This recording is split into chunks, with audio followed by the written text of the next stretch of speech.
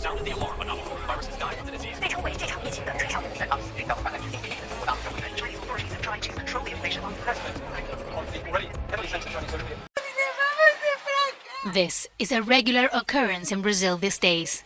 People burying their loved ones who died of COVID-19. The death toll in Brazil continues to rise, and it's now the hardest hit country in South America. But in spite of the rise in infections, Brazil's President Jair Bolsonaro, who refers to the coronavirus pandemic as a little flu, remains defiant and wants to open up the economy the soonest. Fica em casa para quem pode, legal. Staying at home for those that can is fine, not a problem. But for those who cannot, those who have an empty fridge and 3 or 4 children crying with hunger, it is out of reach. Mano, agora tem que trabalhar. Brazil's Jair Bolsonaro has been a staunch opponent of lockdown, prioritizing the economy. And like Argentina, whose President Alberto Fernandez imposed one of the strictest quarantines in the world. Hernan Lucas owns a bookstore in Buenos Aires. This week, the government authorized some shops in the city to open up. It's difficult because the economy is in very bad shape, but I support what the president did. We had to do it because if not, the death toll would be much higher. But the possibility of a rise in infections has not been discarded, as the death toll in recent days has doubled.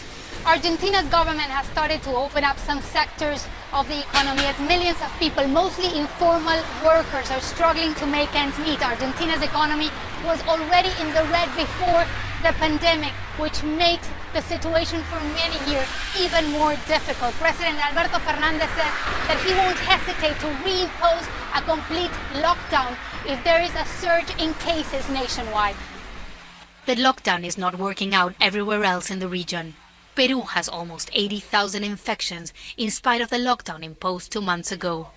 In the city of Iquitos, right next to the Amazon River, doctors say they're desperate.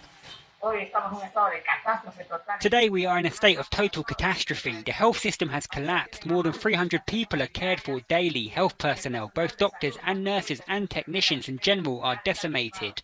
Today there are more than 150 doctors hospitalized in the ICU. We are demanding that the government declare Loreto a catastrophe and disaster. COVID-19 reached Latin America a bit later than other regions. And while some governments used the time to gear up, others, like Brazil, continue to prioritize the economy over the population's